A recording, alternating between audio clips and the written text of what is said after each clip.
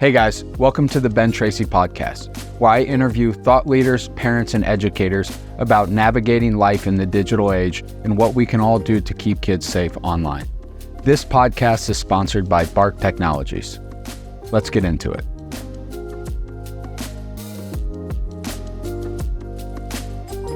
Welcome to another episode of the Ben Tracy podcast. I'm here today with Todd and Mia Minor. Thanks for joining me. Thanks for having us, babe. Thank you for having us. So the first question I ask in all the interviews that I do with parents is, I would just love to hear about who Matthew Minor was. Matthew was a very good child. You know, he was a big baby. You know, he even in his early years when he was born, he had a rough time. Had to be in the hospital for 2 weeks, but he never gave up. He always kept it going. You know, he strived. He was a strong baby, good baby, never cried, you know, always smiled. Dimples, charismatic, active. Oh my goodness, he was so active. I was so scared. We had to go on a plane one day, and when he was small, Todd was out there in Kansas, and I had to find a way to keep him with me at all times. And they had a little backpack with the little handle thing that the parents could have on, Yep. you know. And I had to keep him near me so he wouldn't get lost. But he was always good. He made honor roll. He was fun. A fun kid. The thing I remember about him being fun, he always looked at stuff and like even when I had my Dodge Durango, he said, "Dad, that doesn't sound like a truck." I'm like, "What do you mean?" He said, "The exhaust." You know, he said, "So I think you need to do Make it something louder." like that." So I went and got the KOSA exhaust and everything, and then he said, "Now it sounds like a truck." So that kind of sums up, you know. Even we went to Missouri. I was on a kick of let's do these trips that we would have never ordinarily done. Arizona was on the list. We went to Branson, Missouri, because they had the Was it tallest zip Table line. Rock Lake? Is that what it is? No. We went to Branson, and they had, I forgot what that. It was off the side of the mountain. It was the tallest zip line. The zip line. There's a lake there though, right? Yeah, Down in Branson? Yeah. There is, and so we did that, but Matthew was a little scared, but then we went down off the thing, and all four of us could go at the same time. Me, TJ, Mia, and I. We all went down together, and I saw he was talking a whole lot before that, and then when we're up there, I'm sitting there because I've already done rappelling and stuff. It doesn't bother me, but he was like, "Oh," I'm like, "I'm scared too." I pretended that I was scared. You know, I was saying prayer, and I said, "Well, we up here now, guys. We got to do it. Yeah, I mean, We'll forget. You can't go down. You know, we just got to do it." It's off and everything. So to go down would have been, besides the way that you were supposed to go down. Right. And then I think you could see right here, that's the picture that we have right here. This was us in front of the Branson. In Branson? In Yep. Branson. Yeah, love that shirt. And yeah, we you know, but just staying on Matthew real quick, Matthew was considered an ambassador of his academy. So when new kids came in, he would show them where their lockers were, the cafeteria. And the other thing is I always showed my kids how to defend themselves, even if they were small, just a couple moves, nothing too big, just to get people off of them. And he would protect the other kids to keep the bullies away from them.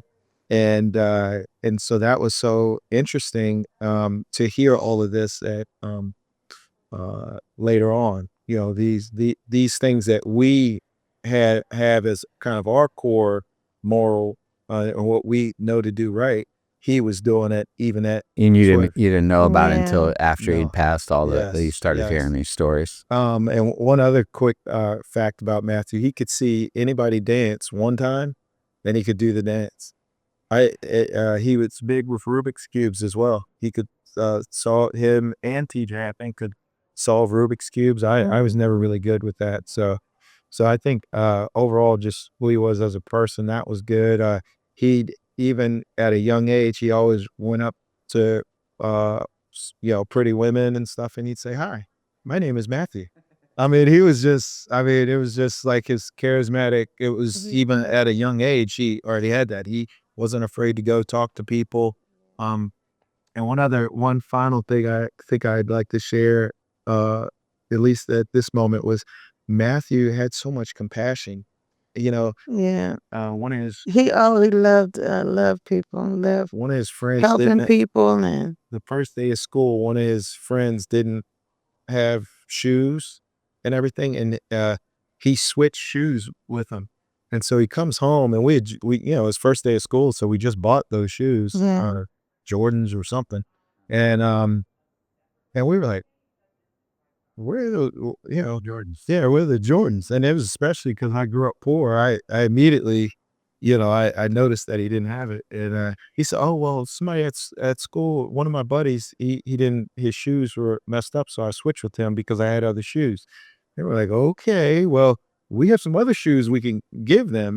What's your friend's name?" So we talked with them, and we ended up a pair of shoes from a couple pairs of shoes from the previous year, uh, pants, shirts, everything. All of it is brand new, like fresh. It was just from the previous year. We gave all that to that young man, and but it told Man, us that's just a beautiful story, right? And he yeah. recognized that. How old was he then? probably 11, Clever, yeah, 10 years on 11 right at that time.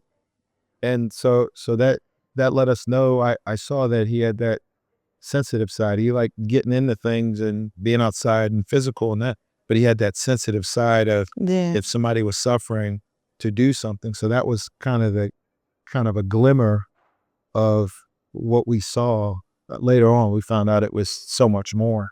yeah, You say, he recognized somebody is suffering and did something about it. And I think that that's a good segue into why we're here, why we're having this conversation, is because you all have experienced obviously a unthinkable tragedy, but you've also recognized that there are a lot of other people out there, a lot of kids specifically, who are suffering because of what they're exposed to online. So if you could kind of just share, what happened to Matthew, and then we can have a conversation about what you're doing now and all the different ways that you're helping other people who are suffering or could potentially suffer because of what they're exposed to on the internet.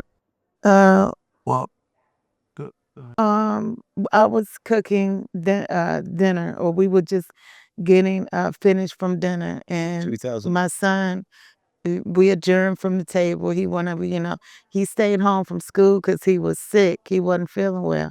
His throat was hurting. And so I said, well, you can stay home, and I'll see how you do throughout the day. And then we'll you have to go back to school in the, morning. So that night he had dinner.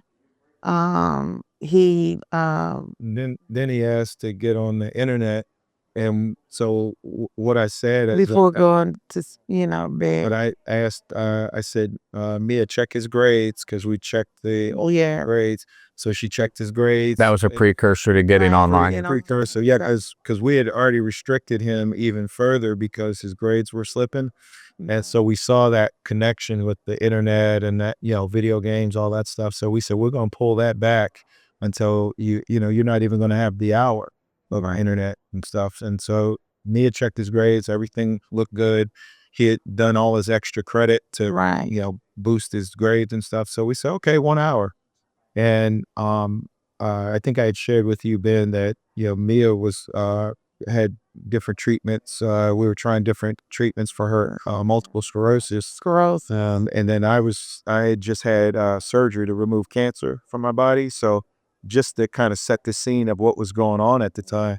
And as a result of that surgery, my left leg was injured. So Really bad. I couldn't walk effectively without a walker. So I was on kind of pain meds, and Mia was fixing dinner and stuff. So we were having dinner, but we were aware enough to, kind of check stuff and restrict his access and that stuff. But we said 1 hour, no problem. That'll be good. So he goes upstairs, and we were watching one of those TV shows or something, and it probably about 40 minutes later, Our older son, TJ, comes in and says something's. He goes with the southern. He says something's wrong with Matthew. Something's wrong with Matthew. You need to come upstairs. And so we, of course, drop everything we're doing. Even though my leg was injured and everything, I ran up there. I couldn't even feel my leg at that time because this is your child. And so we get up there, we find Matthew there, unresponsive. He had something around his neck, and we were trying to figure out what that was and that kind of thing. And so we, what he had around his neck, we had to cut that off. TJ had his knife. We always carry like a pocket knife or something. So we cut that off. I laid him down. I'm trained CPR. I'd call 911. Yeah, he was calling 911. But during that whole time, we were saying, "Why was this happening to us?" What's going? And then also, take us instead of our child too. That was the other thing. And I remember doing the CPR, the compressions, everything. Mia called emergency. Individuals were telling me the pattern, but I already kind of knew the pattern and everything, so I'm doing that. We thought we had a pulse back. I thought I was hearing some shallow breathing. They take Matthew. We go to the follow behind in the hospital. Hospital, yeah. And so while we're there, the detective comes and he has to, I guess he has to rule us out. And so he asked us different things. We had a nanny cam from our Vivint security system. And so he looked at that. And so he was like, oh, okay. So he saw us sitting there. The TJ called down. If I had thought about it, I would have saved that video knowing now, but everything happened. I didn't. So then he goes back to the house with TJ. He said, you mind if I go back to the house with your oldest son? And then I want to look at Matthew's devices and just check his room out. And we're like, okay. I mean, we didn't, check it out because we knew there was nothing in there. So he looked at everything. And when he came back, which was a little bit before, what they pronounce he told us, he said, this sounds like it's the blackout challenge or choking challenge that's been going around on TikTok and YouTube. And we said, what is that? I mean, it's the first time you've heard. That was our first time we ever. Never heard of any challenges that anything like that. And so he explained to us, and he said it was a growing trend, accidental asphyxiation, that kind of thing. So we kind of checked that off and kept it in our mind. But after that, we didn't see or talk to him anymore after you said that, because then the doctors came in and they turned his son. Unfortunately, Matthew had passed. It was around 2 a.m., 2:30? 2:30. 2:30 a.m. on the 7th. 2 days, incidentally, before my birthday. My birthday's on the 9th, and it was 2 days before my birthday, and it was just, it's bad anyway, but it's just the hostility. It just burns it even more. On everything else that was going on with the two of you at the time too. Yeah, and I remember when we were going to identify Matthew's body, it felt a shock. It felt like the hallway, just like in the Huli, how they show where the hallway gets longer, and so we're taking steps, but I think we were taking like micro steps because we just were in disbelief because we had just had dinner. Yeah. Leah, you made we had chicken pot pie, but you had made dessert too. I think it was like a cake or something. I can't remember. But either way, it seemed like it was the best day. If the only thing I always have to say that I think that was God's grace in a way, because that was like the best day before our worst day. So he was hugging us, and we were, everything was just perfect. And I said, wow, this is very. So fast forward, go back to when we walked through the hallway. We had to go identify the body, and that was hard because he just looked like he was sleeping. I mean, it just, still good looking kid, just everything, and we're just like still wondering how we got there. But I remember when we came out, all the medical people lined up, and they were all like lined up, and they were just, because I think he was one of the youngest, if not the youngest, that had passed in the hospital, from like an accident, not from like a long-term illness or something. And so I remember that. Fast forward to the memorial service, because what happened, the school asked us to do a memorial service, and so the young people could go to that and not necessarily a funeral. They thought they'd be disturbed by seeing Matthew's body. So we had a memorial service, and that's where we found out all these things that Matthew was doing, all the people he was helping, and how he was protecting people from being bullied, yes, how he was being ambassador for his academy and that kind of thing. And so that's when we started getting a whole nother picture. We knew our son cared and was compassionate, and we knew we instilled right and wrong in him and that kind of. right. But to hear that, to see the young people say that, and even the principal at the school say that and stuff, it kind of warmed on our heart as best it could during that time. Oh, during the memorial service, one of our pastor asked the kids, "Do you know about the blackout challenge, the choking challenge?" And the kids started. I looked out the corner of my eye because we were in the front row. Looked out the corner of my eye, and the kids were shaking their heads. And I said, "Wow, this is something. This is big." Yeah. And then they said, "You're probably doing this. You're probably participating in these blackout challenges, chokeout challenge." And some of them, they were kind of looking at each other.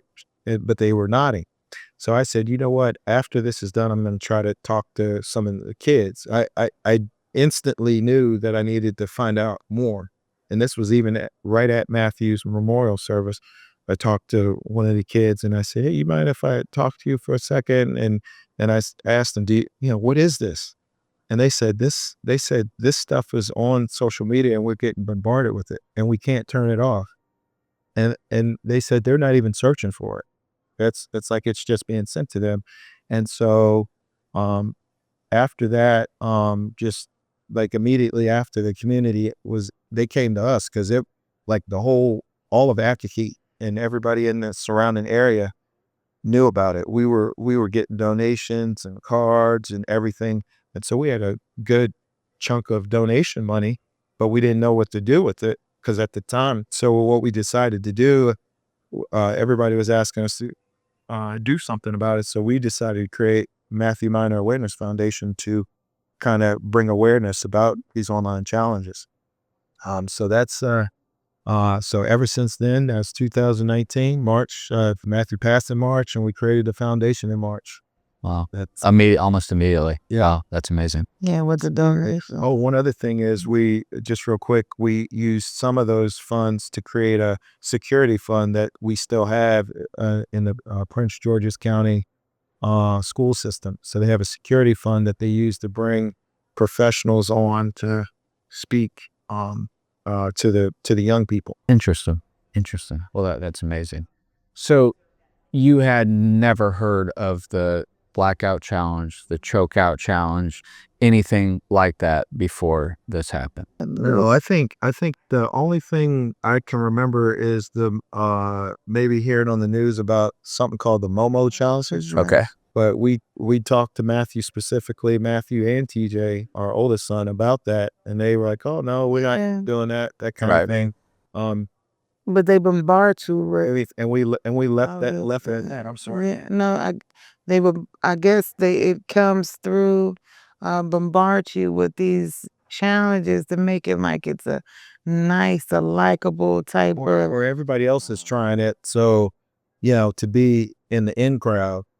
Yeah. Yeah. Now, did you ever have access to his phone after he passed in terms of what he had Well, searched we or been always shown? checked his phone. Okay. And and that was one thing the police detective, he couldn't find what Matthew had actually, they couldn't see the chat and that kind of thing, but they could see that he accessed TikTok and YouTube just minutes before we found him unresponsive. So that's how Was his phone, and you don't have to answer this, it's too personal, but was his phone near him when he passed?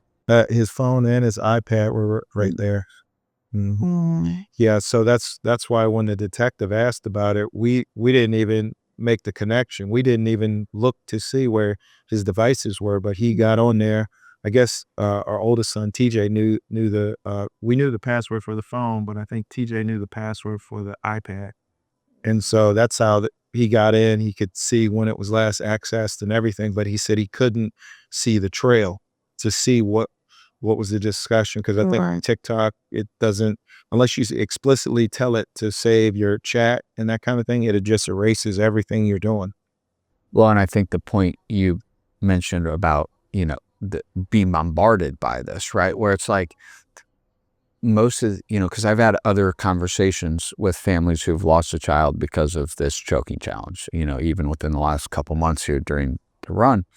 And both of them said, my child never searched for this content. That's exactly my child right. didn't go on Google or into YouTube search bar, TikTok search bar, and search blackout choking challenge. And now, I would still say, even if they did, you shouldn't be showing a 12-year-old that content, but this was content that was served to your 12-year-old son without him going out and actively looking for it. And that's, when we talk about content moderation and removing content and First Amendment issues and we'll talk about this, the things that some of these groups that are opposed to things like KOSA and other legislation, the things that they say, where like that's not what we're talking about here. We're talking about a child being shown something that's wildly inappropriate, destructive, and dangerous without searching for it. And if your son saw that one time, and like obviously making some assumptions here, but you may see that one time and think, well, because sometimes I'll talk about the choking challenge in a school, and it's actually just yesterday I was at a school and I was talking about the choking challenges, and this one kid came up and he's like, well, why would you do that? Why would you choke yourself for a video? And to be honest, that was kind of my thought. When I first started hearing this, it's like that seems like most children even would know that, like, not to do that. However, when it's shown to them, and when they're so impressionable, and it's shown over and over and over, to your point about the bombardment, the first time, I don't think a kid sees it one time, and obviously all these stories are slightly different, but overwhelmingly, I don't think a kid sees it the first time and says, I'm going to do this to myself. But if you see 300, 500 videos, and you're thinking, well, these kids clearly lived to tell the story because this video, they posted it on the internet. And so then it's like, well, if everybody's doing it, seems like it's not everybody doing it, right? But it's 500, it's 1,000, whatever the number is. If you see it enough times, it eventually normalizes it. And it's like, well, if my friends are doing it, people I know, then like, it's okay. It's like kind of I don't want to say peer pressure, but it is, right? Or it's like, it just like anything else, right? If everybody else is drinking, if everybody else is smoking weed, it's like, okay, well, maybe I'll try that too, right? I mean, those are normal things. And so that's where this is really challenging for me, is just the fact that they're shown this stuff over and over in these algorithms, right? That algorithm knows or knew that Matthew Minor watched that video all the way through, that first one he got. And that's why he got more and more and more of them. And when you put that type of content, whatever it is, whether it's a choking challenge or, whatever inappropriate content, to think a kid's not going to watch that is insane, right? Like, they're children. They're curious. I would have watched it and you would have watched it, right? Like, if you put that type of content in front of you at that age where it's like, oh, I don't know about this. What is this? And you just watch it because you're curious, and then you get a whole bunch more of it, and then you go down this rabbit hole of who knows what else these kids are being exposed to. That's true. And how it can cut through the firewalls and parent controls, and it's kind of yeah, that's the other thing. If they make it, we've seen some animated versions of it, and those will get through the any security things. If they'd have to say whether it's for kids or not for kids, especially on like YouTube and stuff. So it'll be considered animated items So since it's animated, it will pass their standard of being for children. for children. Whereas if it wasn't, it may not pass that. Right, exactly. So we've And in seen 2019, I mean, I don't know that standard really even right. I mean, it was Yeah. maybe that's the case in There's no really 2024, low standard. but in 2019, I imagine you know, there has been, at least on YouTube's part, a little bit more definitely moderation. yeah. One thing we saw right after we started speaking out, probably 2019 going into 2020, we started seeing where they came out with the age restriction thing, so you can have a YouTube account just for kids of different ages and stuff like that. It came out like right after we kind of got started in the space and everything, and we're like, okay, well, there's that one. Now, you know, you still had TikTok that we had to work on, but at least it looked like YouTube kind of was But going that with. content is still out there, you know. Yeah. And Joanne Bogart, Right. who's a mother from Indiana, who I know you know, who lost her son at 15 years old to a choking challenge. And Joanne goes every Friday. I don't know how much she shares this, but she goes in every Friday and she reports these choking challenges. And she's done this for like 5 years. And she's reporting some of the same videos over and over and over, yet they're still there through YouTube, which is owned by Google, their own reporting mechanism. Yeah, and actually, because we were just on doing some activities on the hill, and we were talking to John about that.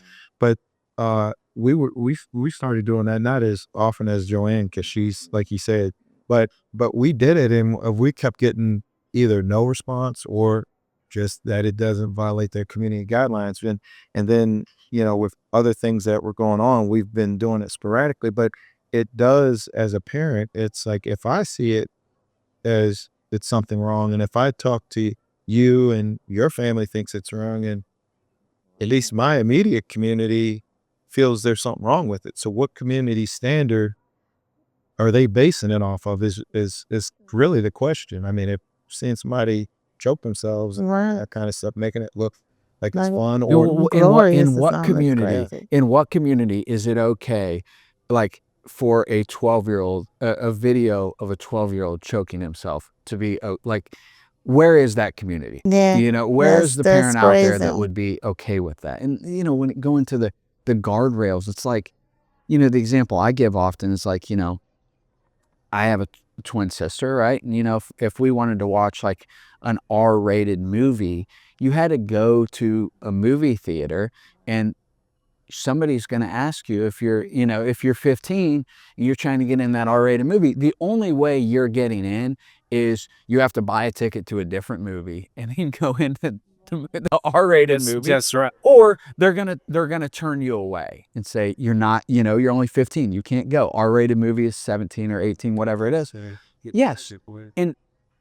And now, look, even with that, there are still workarounds if you want to get in. But there was at least some gatekeeper there. Right. But when it comes to the internet and social media, most of the content these kids are being exposed to, and I say exposed, like not searching for, is that R-rated content. And it's not, you know, one sex scene and an F-bomb. It's 4 or 5 hours a day of that type of content. And there's no guardrail, there's no gatekeeper. And all parents like you are asking for is like, okay, we understand no matter what happens, a kid, if they want to, can still find a workaround. Like, we're not saying that that's not possible. What we're saying is we would just like that gatekeeper to be there so that our children are not harmed. Exactly. Yeah, because I mean, the kids are being affected, you know, all times of the day. Because that's another thing we saw, that there was even while they're was supposed to be doing their chores or trying to sleep at night,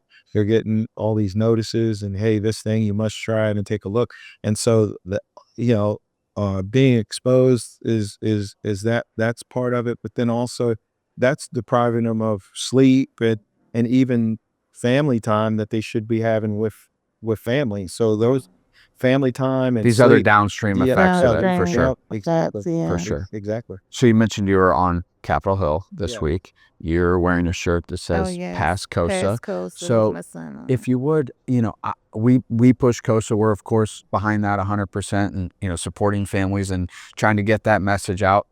Could you just kind of define what KOSA at the most basic level, what that piece of legislation would actually do? I think the biggest part of KOSA is the duty of care. Yeah. And the mitigation and protection of the algorithms that it will provide, and the duty of care. They have the safeguards. I think with the duty of care, if you give me a second, I think with the duty of care, what it'll do is it's asking when the software makers or individuals that put these social media applications together to put kids' safety, first, and at least in their mindset when they're designing these applications, Platforms. especially of a certain age and everything. And I think they overall, I think when they've been doing the design and everything, they're designing it for the general population, but they just haven't been keeping kids in mind when they're doing it. So I think at the core, that's what KOSA would do. Ask them to do that, keep kids in mind, and put the algorithms in place where these harms and other items wouldn't be pushed to the kids. Now it doesn't affect free speech because the content is still there. Right. So the only thing it's affecting is the programming, which is the algorithm. And if a kid wanted to make a choking challenge video and post it onto YouTube or TikTok, would they still be able to do that even with KOSA? All right. Because my understanding is the answer is yes. Yeah, I don't think it affects any content as far as speech. Right. Well, if it's harmful and free speech, KOSA doesn't do that. So but what it's essentially saying, as far as I understand, is all we're asking here is that the kids not be shown this harmful content, right? Even you can post what you want with whatever falls within their guidelines. Okay, you can search for whatever you want. If you want to search for the choking challenge, you can still do that.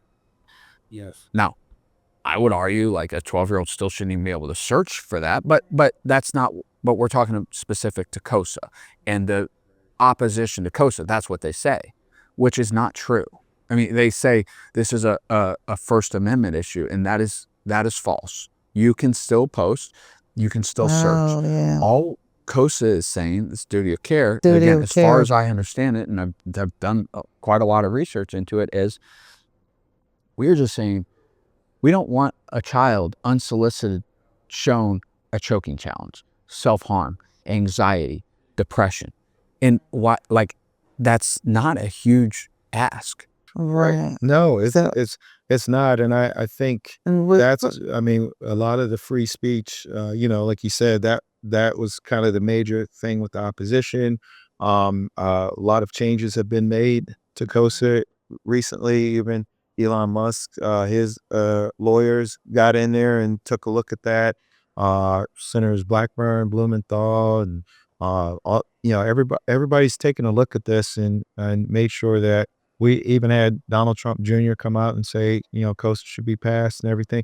I think now it's right where it needs to be to pass. It's gone through all the scrutiny, constitutional, all these things have happened. Well, Elon Musk paid $44 billion to buy Twitter so that it would be a place for free speech. So, and I mean, he's the richest and one of the smartest guys in the world. And then if we're doing duty, I do apologize, duty of care, or we're doing guidance for kids that's under 18 who has guidance and under the parents' care, really is it free speech? You know what I mean? Because they are being cared for. So, they're still getting guidance from their parents to listen. Yeah, I don't know, I get it, but I don't think their focus was from the parents' perspective. They were looking at it from everybody else, whether their speech was being stifled. And it's children's speech. No, they weren't looking at it from. We're talking about from the politician standpoint. Mm-hmm. They're looking at it from, freedom of speech for everybody. But there's no freedom of speech issue if the content is still available and is able to be searched. You can search it, no matter what category, you can go on and search it. KOSA is just asking that you don't send it to the young people. Right. So clearly Elon Musk didn't think, is a guy who spent $44 billion to buy this platform, which he paid way more than what it was worth. And he's even said that himself. Twitter's not worth $44 billion. But it was so important that there be a place in a platform that allows free speech, that doesn't stifle and, blocks, the distribution. There's certain things, if I post, even as a expert online safety advocate, if I post about fentanyl, online predators, suicide, that that content won't be shown to as many people, right? And so Elon Musk bought Twitter as the free speech platform. And so he's the one saying, like, this doesn't stifle free speech. Kids' safety should be our number one priority. I mean, he tweeted that last week. And so I think as someone who spent $44 billion specific only for free speech, if this was infringing upon folks' free speech, I don't think he would have backed it. Exactly. And I think we were saying that, I mean, there's staunch supporters of free speech. Him, Donald Trump Jr., and I don't exactly just feeding, agreeing with what you exactly said, because that's what we were saying on Capitol Hill.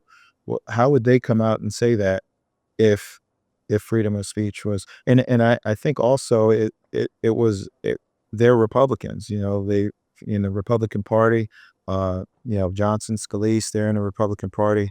And I think what we were saying on Capitol Hill was this is the time to be heroes. This is the time to give Christmas presents to give a Christmas gift of safety for our kids on social media to the America's families and children. Yeah. Is there vast support amongst, when you talk to parents about, you tell them what KOSA is, do most parents you speak with anecdotally, do they support it? And then is there any research you have about, the percentage of parents or Americans or Republican, Democrat, what does that look like in terms of the level of support? Sure. I don't remember exactly the name of the survey, but Fair Play, in conjunction maybe with some other partners, they did a survey, and I think it was 90-some% of families support KOSA. They believe that there should be some protections in place for youth and those kinds of things. I think overall, as we are, I think another testament was just how our Facebook page, even our Facebook page, has jumped. From, I think we had a couple hundred to now we're like 6,300. People are just following us because the message, it keep kids safe, automatic. We've spoken in, even when we've spoken, how was it when we spoke at the Starbucks? We had flyers and they're getting quite a bit of. Once they realize, it's okay if you donate to the foundation, but our main purpose was the awareness part. And once they saw that, and Mia made these wonderful flyers and everything, and once they see that we're just here to enlighten them, to increase their awareness, that and they light up, and then they're like, oh, I gotta tell all my family, I gotta tell my nieces, my nephews, all my kids, and everything. So it just kind of explodes from there, just kind of like what you're doing, speaking out. Wow. We are ambassadors, and just getting that word out, and then it just, word of mouth is still an important thing these days. No doubt. Well, it has a huge ripple effect that, every contact you have and that I have along the way, it is making a difference, because we've got to the point that we've got to. Now it's how do we get that final step of getting this thing passed with, a week left to do it. That's, and then you look at, as someone who worked in politics, you look at like why isn't something like this moving forward, right? That passes the Senate 91-3. That is supported by 90% of people in both political parties, right? That seems to be kind of one issue which is very rare in today's political climate that brings Republicans and Democrats together. I live in Tennessee. Marsha Blackburn is my senator, and she's a very conservative senator, conservative Republican, but there are also some of the furthest left people that are also supporting the Kids Online Safety Act. So it seems that we're a place that you can come together. So it's like, okay, well, we have bipartisan support at a 90% level, which is incredibly rare. Parents want this. The richest guy in the world who owns a social media platform bought it for free speech reasons, supports this. The incoming president's son supports this. The sitting president, Joe Biden, has said he will sign this piece of legislation. And so then it becomes, okay, well, we've eliminated a lot of the variables as to why this couldn't move forward. And it seems like there are two guys that are standing in the way of this bill passing before the end of the year, which is House Speaker Mike Johnson and Steve Scalise. And so why isn't it moving forward? And to me, it's like, okay, if you eliminate all these other political variables and you have an opportunity for a win, to be a hero, to your point, right? It's like going into Christmas, how many kids are going to get an iPhone or an iPad or some technology for Christmas? Or going into this new year, you can give that gift of safety to the kids, most importantly, but to their parents, where they have a little bit more peace of mind about what their kids could be exposed to. And it just makes so much sense for so many reasons. That's like, what is the variable that's holding them up from moving this forward? Because bottom line is, Mike Johnson is in very close proximity to Elon Musk, and is very close proximity to Trump Jr. And so if they want it, and Musk spent hundreds of millions of dollars getting Trump elected. If they want it, I'm sure some of that money funnels into Republican congressional campaigns. And so what is the holdup? Are you getting feedback when you're on Capitol Hill as to why Mike Johnson and Steve Scalise aren't letting this move forward? I think as we were meeting with specifically the Republican side, it seemed the ones we met with seemed like they were in support of it. They were pushing and, at least sending messages, emails, and those things. And I don't think they were getting solid responses back. So I think and I think I mentioned to you that we saw in the newspaper that they said Johnson met with advocates for KOSA, that he hasn't met with any parents like us. No Joanne, none of us that lost a child. Yeah. And I think what happened is, just like we saw when we were on this met with senators and stuff, as soon as we shared our story, they immediately saw that they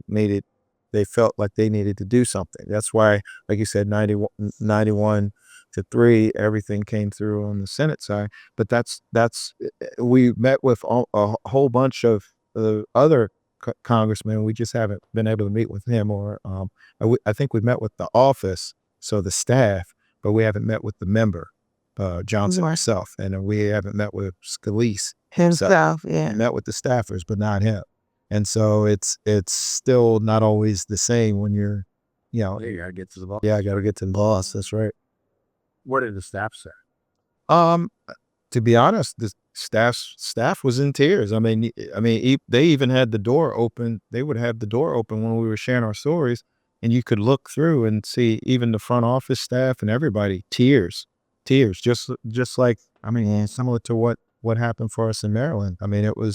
There's no way you're going to hear all these stories and come away without some feeling like, how did this happen? We need to do something. And then you're actually in a position to do something. These elected officials, everybody that supported KOSA, co-sponsors, they're all heroes in my book. And I'm, personally, for someone with all that power, the Johnsons and the Scalise, we're looking for them to do what we need them to do, to lead. Well, they have children too, And that's what's so frustrating to me. I mean, it came out when Johnson was first elected speaker that he was using a parental monitoring software that blocks, pornography and inappropriate content on his own child's device. I think Covenant Eyes, or one of those that are out there. That that actually made the news of I forget the specific context of it, but so clearly he knows that there's problematic content online. He has children, and it's like you have the opportunity to keep millions and millions and millions of kids safe, or at least safe. Not it doesn't guarantee they're going to be 100% safe, but it does at least move us in that direction. And that's what's so frustrating to me is, somebody who frankly worked in the Republican Party. I worked on Republican campaigns. I worked very briefly for a Republican governor. And it's like, you go around and these Republicans say, we're the party of family. We're the party of children. We're the party of safety. Well, if your leader isn't willing to call a bill that is supported by 91% or whatever it is, 90% of Americans in both political parties, I'm sorry, you're not the party of children and families and safety. And I want to share something. Wow. And I totally agree, Ben. I was thinking back when we were in Speaker Johnson's office. And I looked over, we were actually in his office, his desk and stuff. And I saw the picture of he has a beautiful family and everything.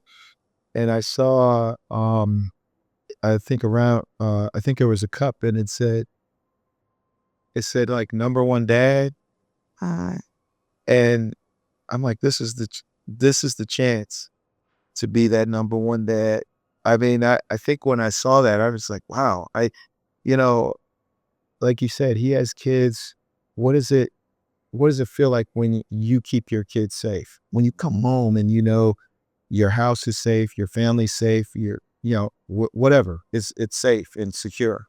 That's a feeling that anybody that's responsible for their household and their children and families could feel. And we're just asking him to use that same thing to apply it to everybody else. Be the #1 dad for Be that #1 dad. every child in America a week before Christmas. Yes. That's what we're at.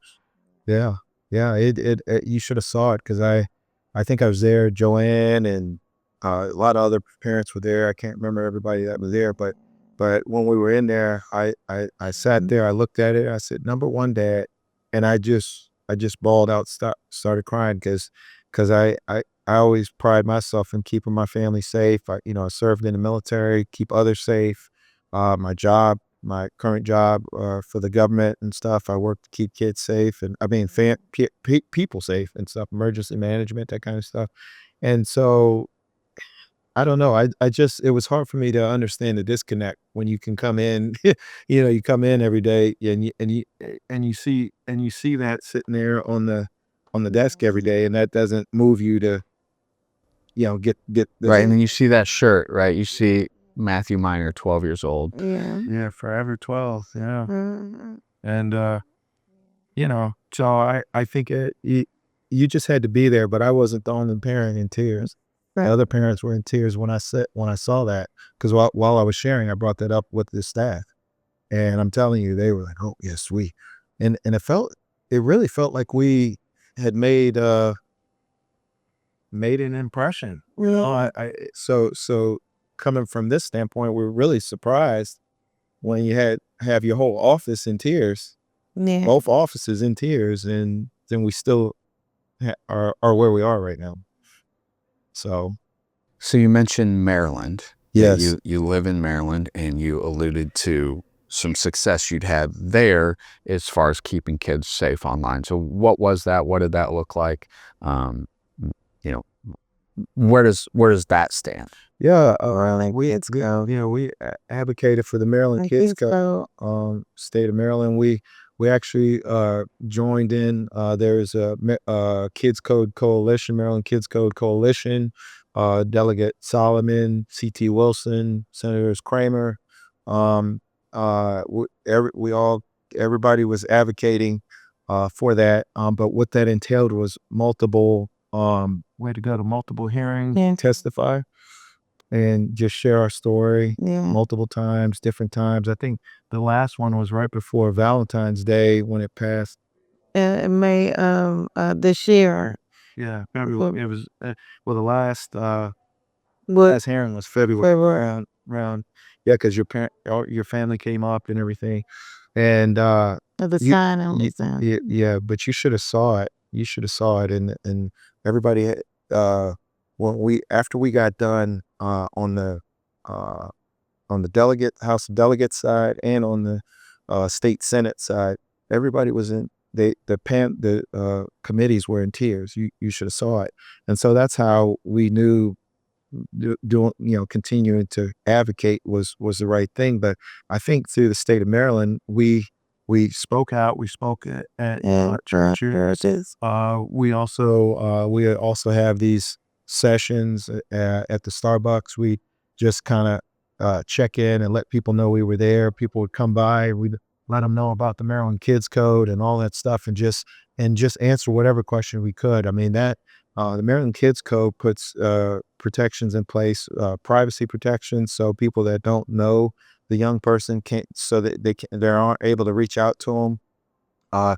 It turns off notifications at times when they should be in bed and doing chores and things like that. So it works. It'll work hard to allow kids to be kids. But that it passed. Ultimately, it passed unanimously through the state of Maryland. Now, during the time when we were at the hearings, we had Net Choice there. That's my next question. Net Choice and everything. And so we're going back and forth. We're testifying, and they are doing testimony why the bill is bad. And during this whole time, I'm a soldier. I'm a warrior. I stay focused in whatever that fight is. And Mia, she gets me sometimes, a lot of times really, but she made up these bags with a flyer and armbands. We have armbands and pins with Matthew's picture and stuff. And she put all that together. She said, "Give that to Zappo." I think that was his name. Zappo is Net Choice, right? You remember that? Hey, you remember what I said? I was like, no, I don't want to give him anything because he's fighting, and so I remember she said, "Just give it to him."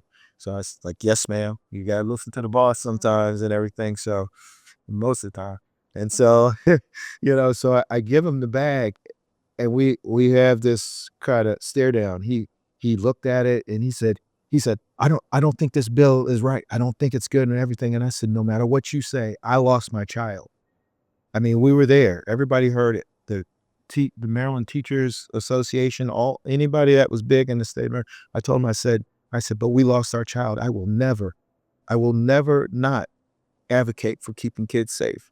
Yeah. And it was out of everything that we've done, I think that was hard because, I mean, there's going to be some competition and, people that are against whatever you're trying to do, but you're facing someone that, I mean, these individuals have unlimited funds.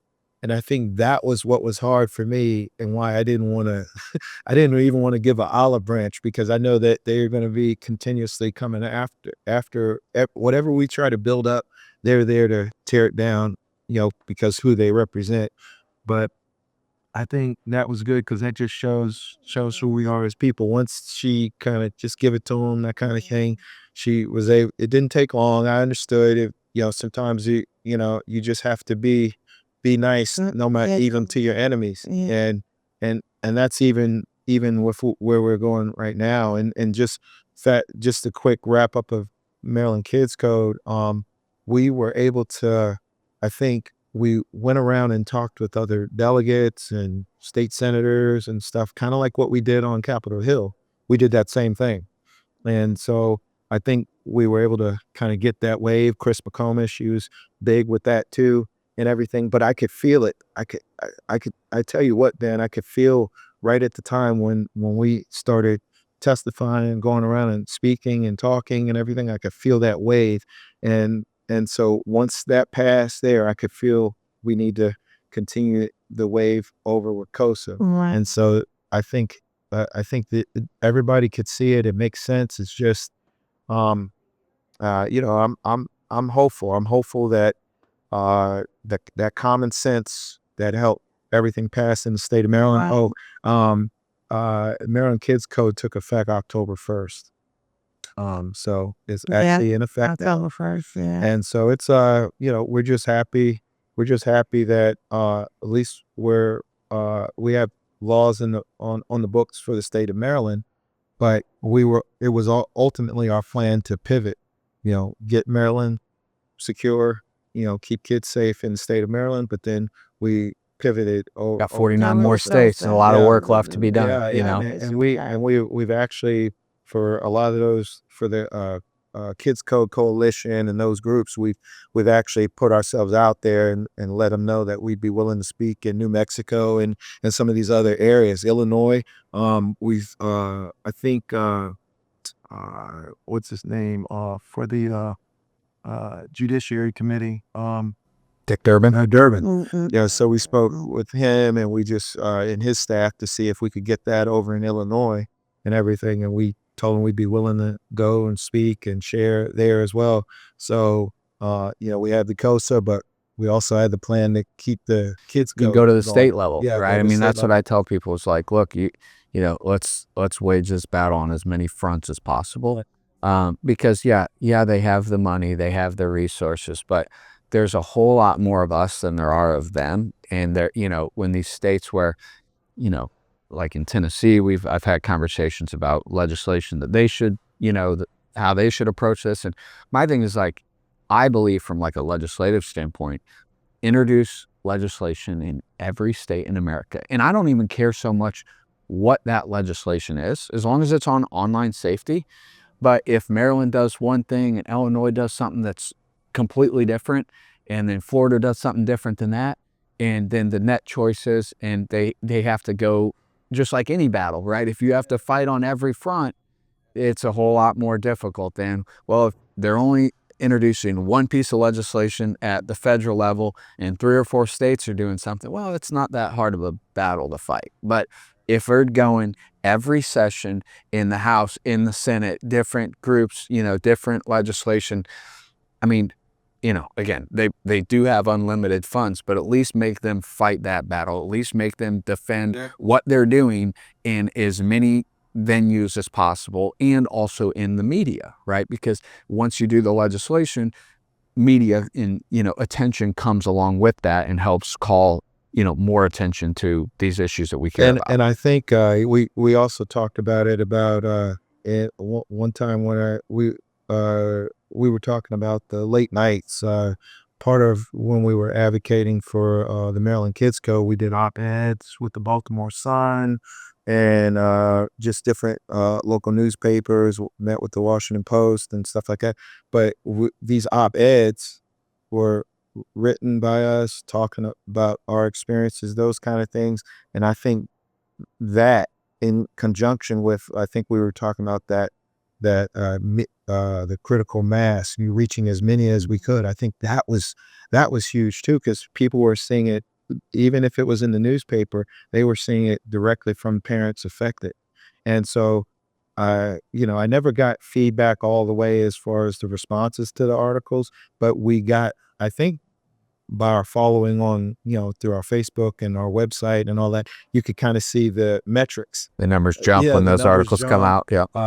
We did an NPR interview after the January big tech hearing, and I mean, we had somebody from Alaska and other places that donated to the foundation. Never saw them; they just heard this story on NPR and everything. So, it's just the right thing to do, keeping kids safe. Yeah.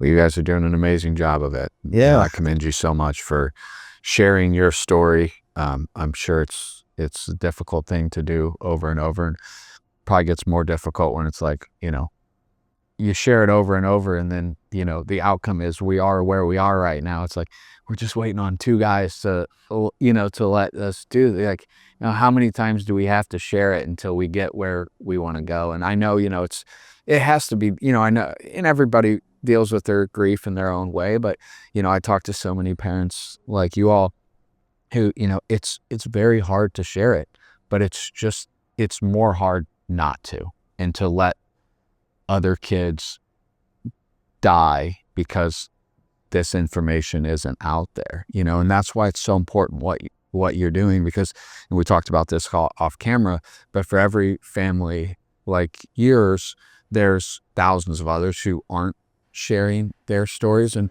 that's the whole goal with, me having conversations like this one and the run across the country and the names on the back of our RV is to to really highlight and give platform to those families who are willing to share their stories, to help others, but hopefully also encourage other families who have experienced social media related harms to get out there and share their own story, even if it's, it doesn't have to be on NPR or on the Hill article or op-eds. Like, it can just be, talk to your group of friends, like post on your personal Facebook page about what happened to your family, and I think that this is, I say a lot, courage is contagious, right? And so you all have that, and I'm, just commend you very much for sharing. And we've been following you, Ben, and we've been telling everybody about everything that you've been able to accomplish. And I think and we had talked about that, there's like you said, everybody can do things in their certain ways, but just taking that initial step, it's just like everything else in life.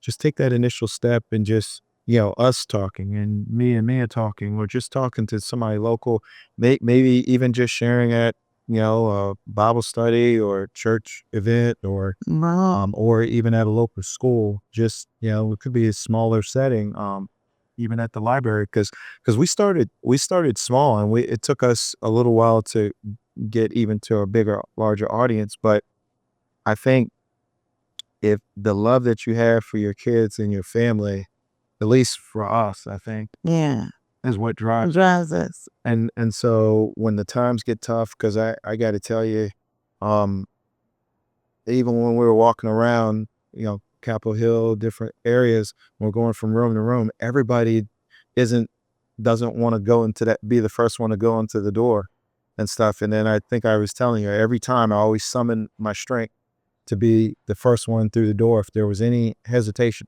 It's like, I'll tell you, sometimes she'll come in with the rest of them, but I'll go in through the first. I'm like, all right, Todd Minor, parent SOS, or Todd Minor, survivor parent, and these are other survivor parents, and I will usher, come on in, guys, come on, and then they would feed off that. Like you said, it's contagious, and but it's contagious what you're doing. I mean, I see the run, I see the videos, I see everything going on, and I'm like, and you remember I asked you about that, because I asked, how do you keep going when it's just you running?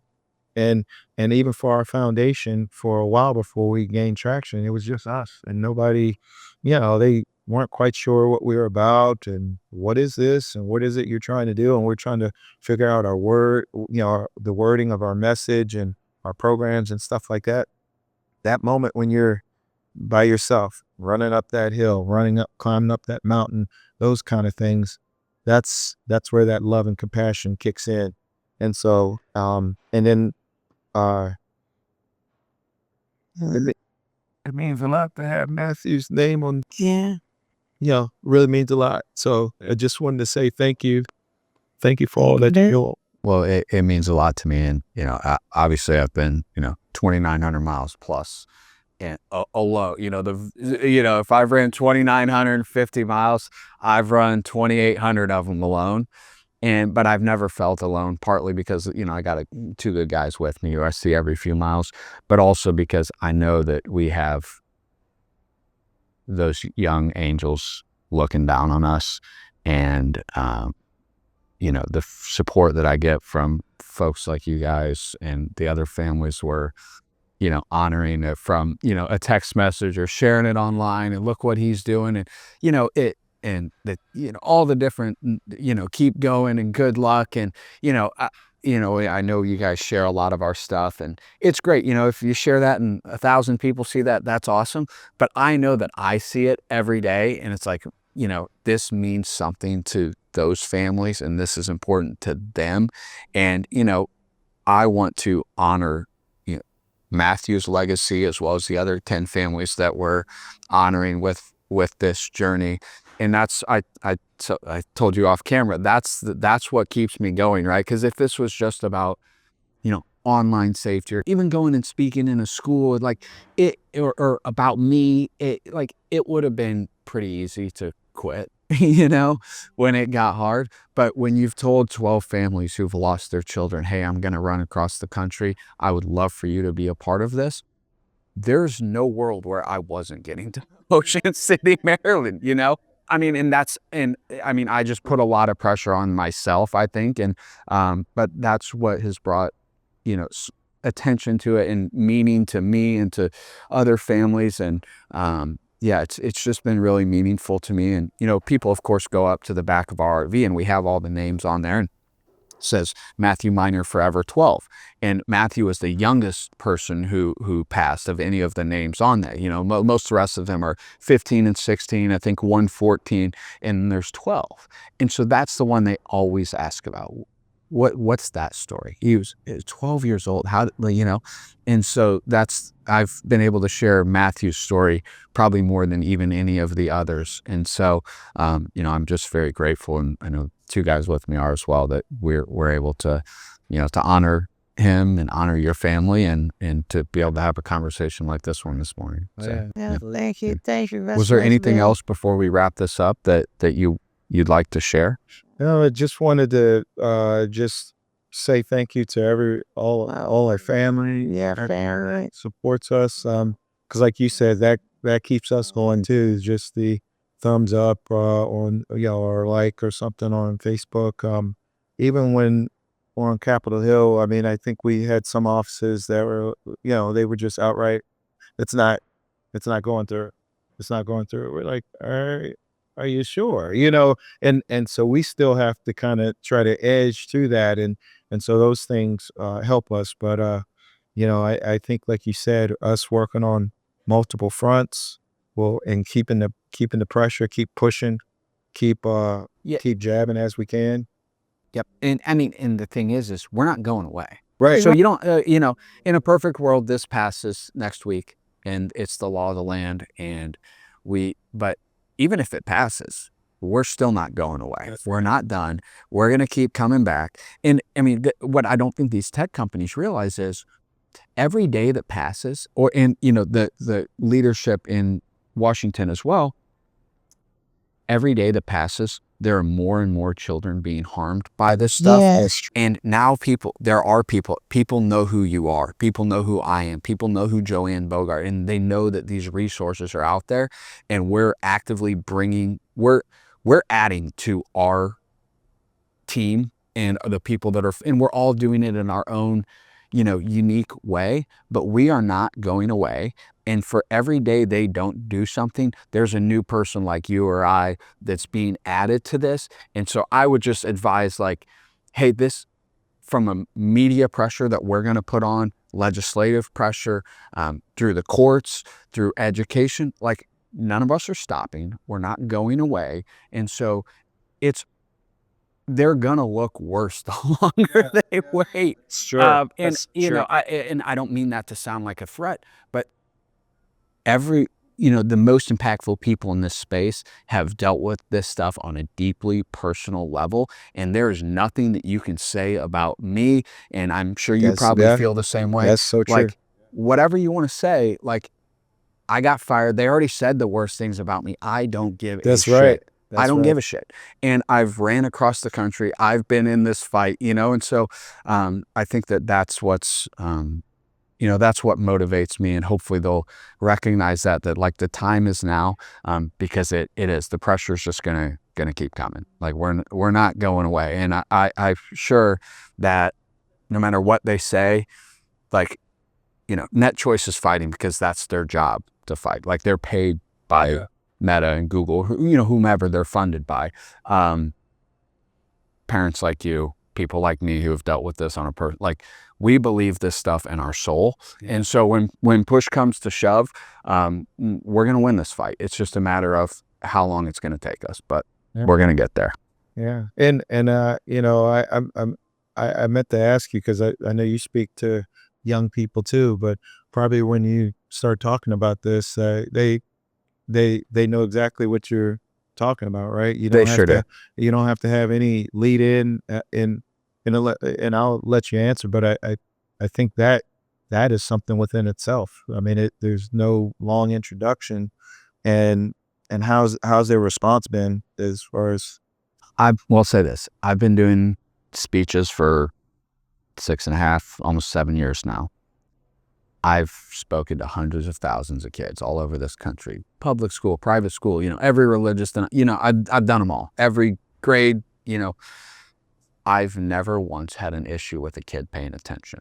And part of it is I'm an okay speaker, but a big part of it is they know what I'm talking about, and it's affecting them on a personal level. And you can see these kids, I start talking about the choking challenge, and the kid hits the kid next to him, and you just look at these kids and like, man, these kids know what I'm talking about. The hardest part is honestly I do these parent presentations, getting the parents to recognize that this stuff could happen in your family, no matter how good of a parent you are, no matter how good of a kid your kid is still a kid, and they're gonna say and do stupid things just like kids have always done. And we need to have these conversations, and we need to educate ourselves, and we need to educate other parents. And people ask me all the time, well, what's there's 11 names on the back of your bus. Is there any common theme between all these? And these kids all died in different ways, but the only common theme is good kids, good parents, good families. We're having the conversations that they knew to have, right? You were doing this. You were talking about this. You were setting up the limits. He could only be on for an hour a day if his grades were good, right? And so that's the thing that we need to get to other parents is no matter how good of a parent you are, no matter how good your kid is, no matter what school they go to, your child is vulnerable in the current environment that we're at. And we thought it couldn't happen to us, but unfortunately it did. And so everything you said is resonating because we'd hear stuff. I mean, even other things. Oh, it's just that it's easy to dismiss those type things. So commend you for that. And honestly, like you had mentioned Joanne and other parents, that helped us step out more too. Once we saw them doing it, we were like, hey, wait a minute, they're working in their state, we're gonna work in our state. And so then I reached out, and that's when Delegate Solomon, he reached back and said, oh yes, this will be great. And so that's how that started. And then also with KOSA and stuff. So I think being those examples, lighting those little torches and stuff so other people can carry those torches on, is what we're supposed to do. Yeah. Well, that's what I would say to parents who might be watching this, who may have been impacted by this in their own families. Like, yeah, maybe it's not going and lobbying for KOSA tomorrow, but what's the first step you can take, right? And be willing to go through that door and to go first. But there are other families out there who can support you, can help you, can get training, education. And maybe your thing as a parent is, lobbying members of Congress isn't for everybody. Let's be honest. Even people who've lost children, it's not for everyone. Not everyone wants to be part of that. Not everybody wants their name in the, on NPR and The Hill and all the different, media, it is. And that's not for everybody. But there is something that you can do in this space, and nobody's pushing, saying you have to go to Washington, you have to go to your own state capital. But there are things that you can do, whether it's supporting folks like you and in your efforts, sharing it in your Bible study, or, whatever. There are a lot of different options to be involved, and just, contact Todd and Mia, contact me, Joanne, other people like that. And we would love to have you as part of the team. Thank you. And one final, at least one thing I wanted to share was we're seeing that big wave of the AI, the AI bots and relationships and stuff like that. Some of our parents that are part of our work group. I mean, it's starting. What's scary is it seems like that's going faster than some of the other stuff because they, that's a program, and their kids are thinking they're in a relationship. They break up with them and then tell them to hurt and harm themselves and stuff. So just wanted to add that little piece. So maybe we could share it, make sure we have that in there or share, because from what we're seeing, that's like a, well, and we got social media wrong, right? We've got social media wrong for 15 years. We have an opportunity now to do better with AI. And so let's not miss the boat on that. And there are parents out there, we did a podcast with an AI expert who we do some training and education work together. We're going to have Megan Garcia on, who lost her son. Oh, yeah, we know that. She's been out there pretty publicly with their story. And so, yeah, we're trying to cover that as well. So, yeah, no, it's good. Yeah. Well, thank you so much for doing this. Thank you. Thanks for having us, man. Yeah. Really appreciate it. Thank you. Appreciate it. Thank you all for listening. Thanks again to Bark Technologies for sponsoring this podcast. We'll see you all on the next episode.